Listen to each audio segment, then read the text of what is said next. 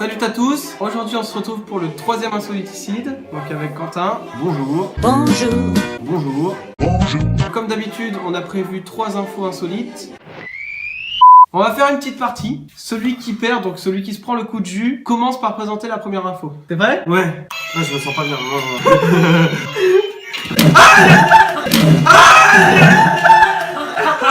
T'as senti? Ah oui, bah oui. Donc, Quentin ayant perdu, Bah c'est moi qui présente. Hein. Red Force, c'est quoi juste? c'est le nom de l'attraction. Ah voilà.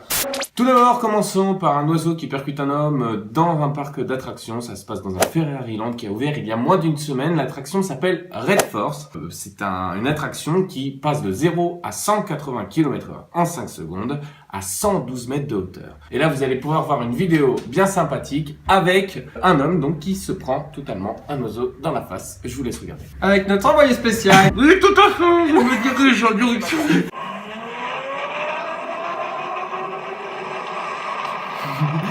C'est chaud, hein. Ouais.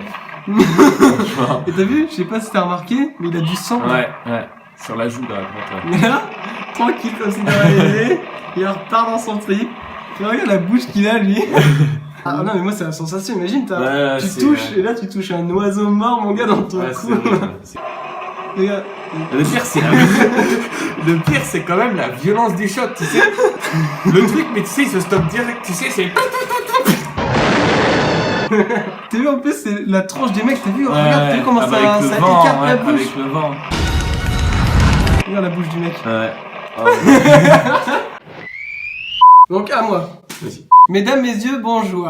Ce dimanche 9 avril, à la Foire du Trône à Paris, une jeune fille a frôlé la mort de très très près. La Foire du Trône, qu'est-ce que c'est déjà? Donc c'est une des plus grandes fêtes foraines d'Europe qui se passe à Paris. Ce jour-là, une fille fait une attraction qui s'appelle l'adrénaline. C'est dans un espèce de sac de couchage, comme un saucisson là. Il te lève. Et dès que t'es super haut, bah il te lâche d'un coup comme une chute libre. Je vous montre ça tout de suite avec mon envoyé spécial. Bonjour, nous sommes l'adrénaline. Cut power. Regarde, tu vois, il monte là-haut. Et là, tu vois là. Et là, regarde. Et ils sont 4 et là, boum. La meuf, elle s'est fait lâcher. Ok, mais regarde, la tête. Elle passe à 2 cm de la barrière quoi, c'est... Mais mec, tu peux pas l'arrêter. Bah... Imagine avec la vitesse, le mec il essaie de se mettre devant. Il va se retrouver propulsé à 10 mètres plus loin. Regarde là, il essaie de l'attraper. Tu vois, hop, et la meuf elle pendouille. Non mais tu sais le sang quand il monte au cerveau. Ouais bah oui. Tu sais dans la descente. Ouais. Oh mon ça gars, doit faire une pression monstre. Ça te Ça doit démonter le démonter crâne. Ouais, Tu sais, t'es là. À la fin, tu le cerveau il fait. Tu imagines, t'es à l'envers là devant tout le monde. Je suis désolé. T'as demandé des sensations fortes, bah voilà, t'en as eu. C'est sûr. La tête en bas.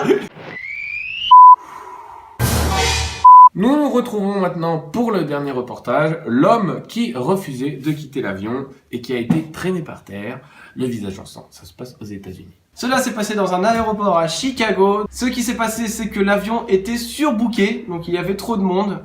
Du coup, ils ont dû retirer 4 passagers. Ils ont demandé à tout le monde si quelqu'un voulait sortir de l'avion, prendre le vol du lendemain, avec bien sûr une nuit à l'hôtel gratuite et une compensation financière. Personne n'a voulu.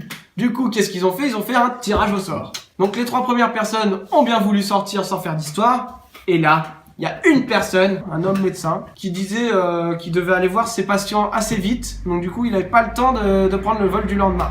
Aux États-Unis, ce qu'ils ont le droit de faire, en fait, les compagnies d'aviation, c'est qu'ils ont le droit d'appeler la police pour faire sortir les passagers de force. Voilà. Bien sûr, ce sont des passagers qui ont filmé avec leur portable. Oui. Et lui, il est en train de mourir. C'est clair. T'as combien le tir, mon gars? Et apparemment, il est en sang. Il bouge plus. Non, il est en sang? Le d'où il est en sang?